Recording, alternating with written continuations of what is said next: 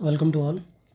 आज हम बीएचएल की वैकेंसी के बारे में बात करेंगे जो आर्टिसन के लिए आई थी, जो 16 जुलाई को जिसका फॉर्म फिलिंग स्टार्ट था। और इसका फॉर्म फिलिंग स्टार्ट हुआ था 16 जुलाई से और 12 अगस्त तक था, जो कि एक्सटेंड हो गया है। अभी ये 12 सितंबर तक हो गया है। तो जो भी इंटरेस्टेड है इसमें फॉर्म भर सकते हैं। इसमें इसकी जो क्वालिफ़िकेशन थी वो 10th और ITI प्लस NSE था, और आपको नेशनल अप्रेंटिस सर्टिफिकेट चाहिए। और वैकेंसी कैटेगरी में जो था fitter, welder, turner, machinist, electrician, electronic mechanic, foundryman के लिए वैकेंसी थी। इसका जो सेंटर था वो ऑल इंडिया था। आप ऑल इंडिया में जितने सारे सेंटर हैं इसके उनमें आप चूज़ कर सकते थे। एज क्वालिफ़िकेशन की बात क्या करें तो जनरल के लिए 27 था, OBC के लिए 30 और SC/ST के लिए 32 था। और अभी इसकी डेट जो है 12 सितंबर तक एक्सटेंड कर दी गई है।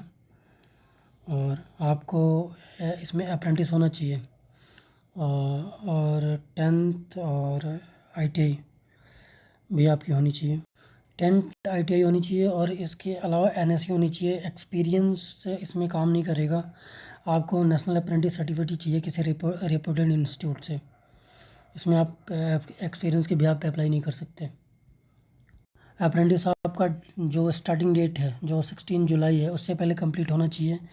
अगर वहाँ पे फॉर्म फिलिंग में अगर आपको कोई डिटेल डालनी होगी तो आपका रिज़ल्ट आपके पास होना चाहिए, अदरवाइज़ आप अप्लाई नहीं कर सकते। अगर आपको वहाँ रिक्वायर्ड डिटेल नहीं देनी होती है तो फिर आप अप्लाई कर सकते हैं। तो मैं जहाँ तक जानता हूँ वहाँ पे आपको डिटेल्स फिल करनी होगी और मार्क्स देने होंगे, तो आपका रिज़ल्ट एप्लीकेशन के पहले आपके आपके पास होना चाहिए। एज जो काउंट होगा आपका जनरल के बिहाफ पे ही होगा। अगर जनरल की एज 27 है तो OBC के लिए 30 और SC/ST के लिए 32 है। मतलब आपको OBC के लिए 3 साल का रिलैक्सेशन है और SC/ST के लिए 5 साल का। तो ये जनरल का जो एज यही आपका बेस होने वाला है, यहीं से एज आपकी कैलकुलेट होगी।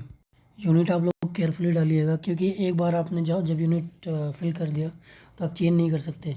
और आप सेलेक्ट होते हो तो वहाँ पे 20 ईयर्स के लिए आपको वहीं पे रहना पड़ेगा, वहीं पे काम करना पड़ेगा, तब जाके वो ट्रांसफ़र के लिए कंसिडर करेंगे।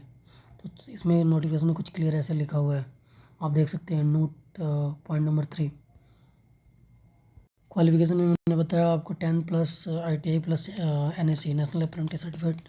और इसमें एक और है कि जनरल OBC के लिए 60% मिनिमम मार्क्स होने चाहिए, और SC/ST के लिए 55। तो मिनिमम इतना। आर्टिसन ग्रेड 4 के लिए वैकेंसी है, पे स्केल 29,500 का है।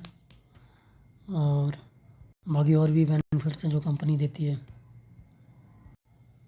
और जो एग्ज़ाम पैटर्न है वो पहले CBT होगा, उसके बाद ट्रेड टेस्ट। तो डबल स्टेज का एग्ज़ाम होगा आपका, पहले CBT और फिर स्किल टेस्ट। 1/5 के रेशियो में कुछ वो शॉर्टलिस्ट करेंगे एंड देन बुलाएंगे। अगर आपका स्किल टेस्ट क्लियर होता है तो फिर डॉक्यूमेंट वेरिफिकेशन और मेडिकल के लिए फर्दर आपको एप्लीकेशन फ़ीस आप देख सकते हैं।